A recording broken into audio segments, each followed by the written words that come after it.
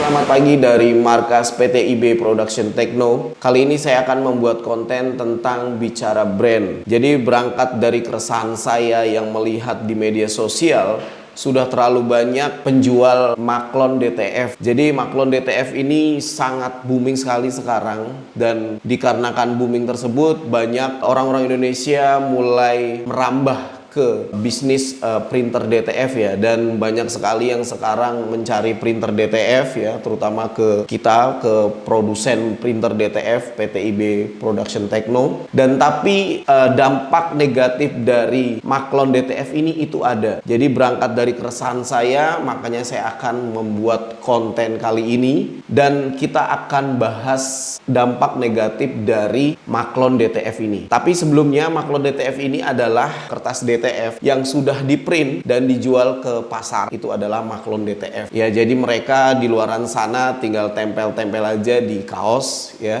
langsung kaosnya dijual, tapi tidak membubuhkan brand mereka ya. Jadi mereka kaos custom seperti itu. Nah, karena itu ada dampak negatifnya untuk pasar di Indonesia. Karena itu kita akan membahas satu persatu. Bumper.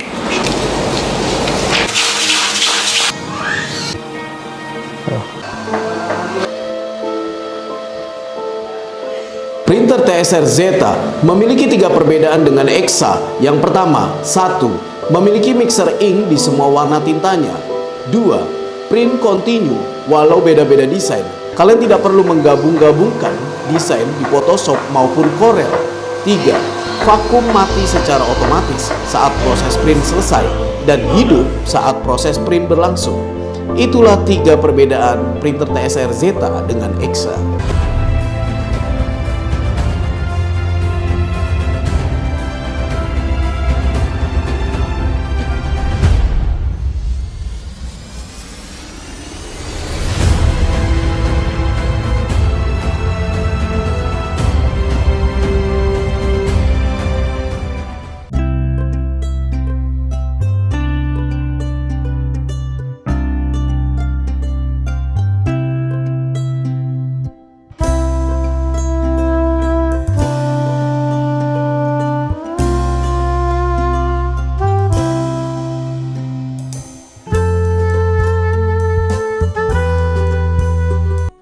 Belakangan ini banyak sekali yang menjual kertas DTF yang sudah di print atau disebut juga maklon. Dan kenapa mereka nggak menjual barang langsung jadi saja, yaitu kaos yang sudah disablon.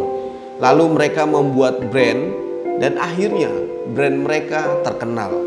Dan mereka menjadi kaya seperti halnya Erigo. Bukan hanya di dalam negeri saja, namun Sadat ibaratnya mendapatkan jawaban atas permintaan konsumen pada produk Erigo di luar negeri. Erigo pun ikut dalam program ekspor dari Shopee yang memudahkan UKM Indonesia untuk berjualan produk luar negeri.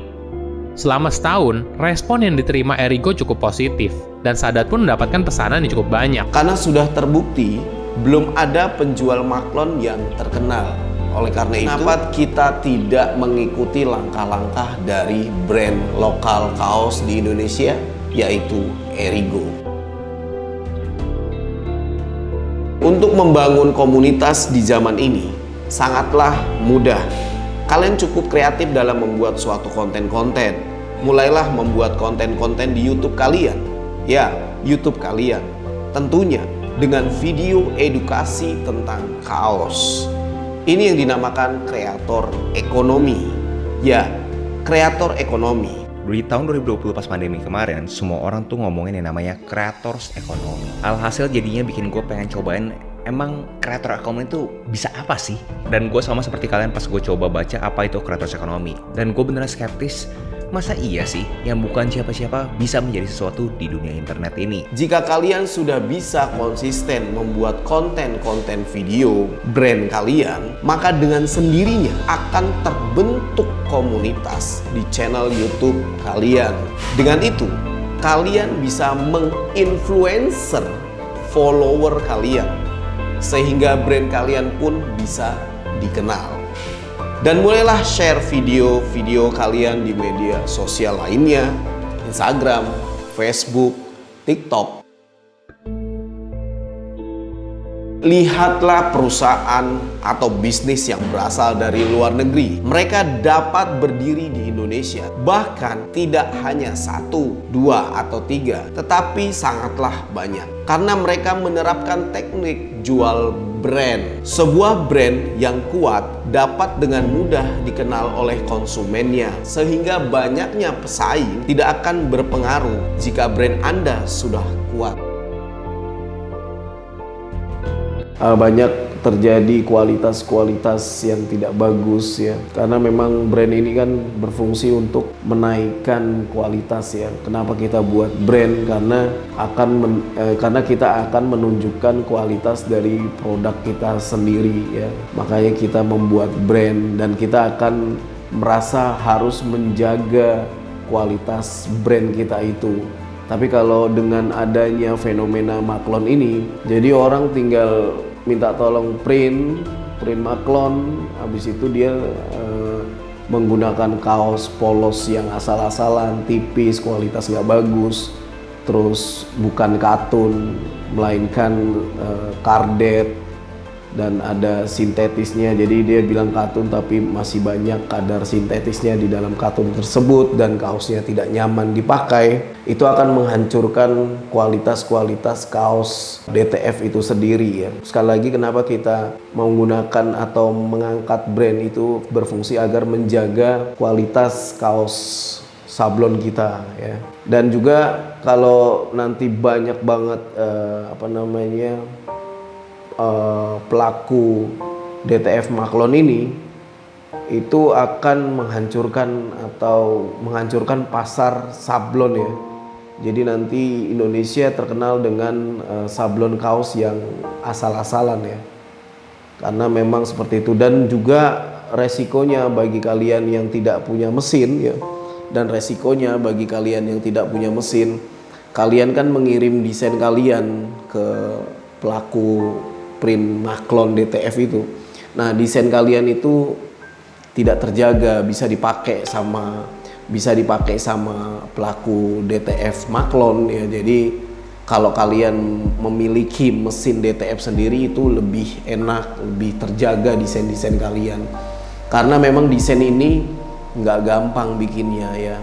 Dan seumpamanya ada konsumen yang beli sablon kaos kepada kalian maklonin, itu desain konsumen itu kalian sebar secara tidak langsung ke pasar, dan itu bisa menyebabkan nanti konsumen kalian akan menuntut kalian. Saya dulu punya pengalaman, pernah ada kasus bahwa saya menggunakan desain yang sudah memiliki hak cipta. Jadi saya pakai untuk nyablon dan saya upload bikin video, dan yang punya desain marah gitu kan. Ternyata desainnya itu sudah memiliki hak cipta. Begitu pula kepada kalian yang tidak memiliki mesin DTF ya sendiri. Kalian ada orderan konsumen, desainnya kalian maklonkan ya, kalian kirim ke pelaku maklon, kalian tidak punya mesin, dan alhasil desainnya dipakai sama dia, dan seumpamanya dia upload ke media sosial, itu sangat berbahaya.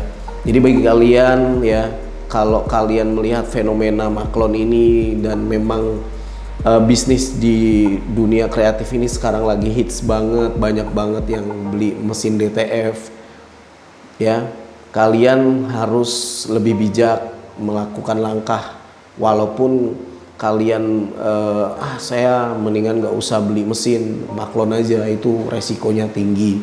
Kenapa saya buat video ini? Hanya untuk memberi pilihan kepada kalian bahwa ternyata ada resikonya. Jadi menggerakkan kepada kalian ternyata itu beresiko ya.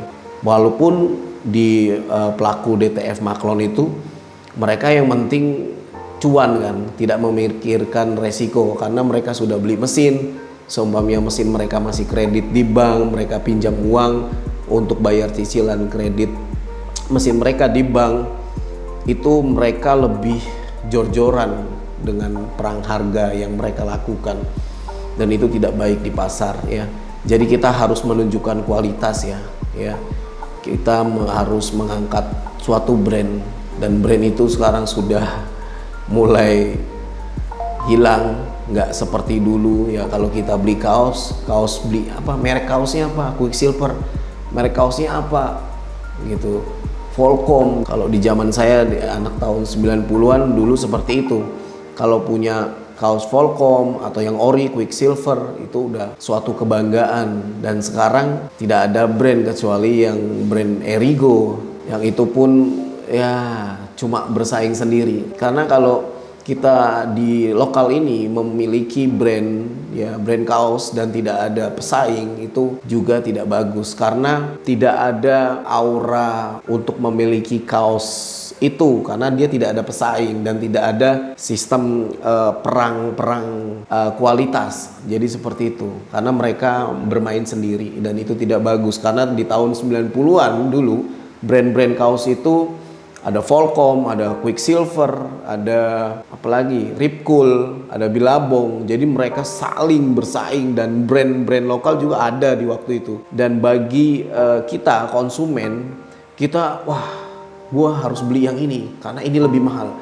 Gua harus beli ini. Jadi pasar itu bergairah, ya.